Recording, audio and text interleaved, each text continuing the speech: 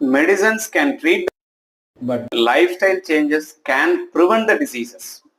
Life style சேஞ்ச்னா diet and exercise அப்படிங்கிறது மட்டும் இல்லை, சின்ன சின்ன தவறான விஷயங்கள் பண்றதை கூட திருத்திக்கிறது, இல்லை சில சரியான விஷயங்களை தினசரி லைஃப்ல இன்க்ளூட் பண்ணிக்கிறது.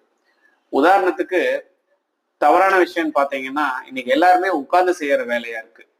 ஸோ ரொம்ப நேரம் உட்காரும் பொழுது அப்நார்மல் பொசிஷன்ல உட்கார்றது, அதாவது ஸ்பைன் ஸ்ட்ரெயிட்டா இல்லாம பின்னாடி சாஞ்சு உட்கார்றது, இல்ல சைட்ல கையை ஊனி உட்கார்றது, இந்த மாதிரி பண்ணிட்டு இருந்தா அது உங்களுக்கு பேக் பெயினோ இல்ல வேற இடங்கள்ல பெயினோ வர வைக்கும்.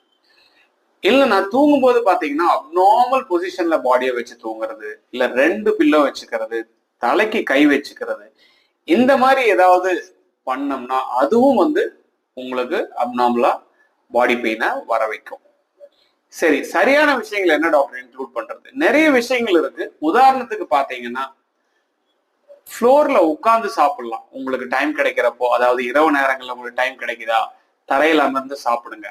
அது உங்களோட ஜாயிண்ட் ஃபிளெக்சிபிலிட்டியை இம்ப்ரூவ் பண்ணும், உங்களோட கோர் மசில்ஸை கொஞ்சம் கொஞ்சமா ஸ்ட்ரென்தன் பண்ணும்.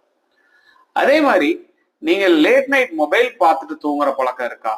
அதை நிறுத்திட்டு கொஞ்சம் சீக்கிரமா தூங்குங்க. காலையில ஒரு சீக்கிரமா 20-30 நிமிஷம் முன்னாடி எந்திரிச்சிங்கன்னா எக்ஸசைஸ் பண்றதுக்கோ, இல்ல நீங்க கிளம்பி போறதுக்கு அவசரம் இல்லாம, ஓடிட்டு இல்லாம, வண்டியை வேகமா ஓட்டாம நீங்க உங்க இடத்துக்கு போகலாம்.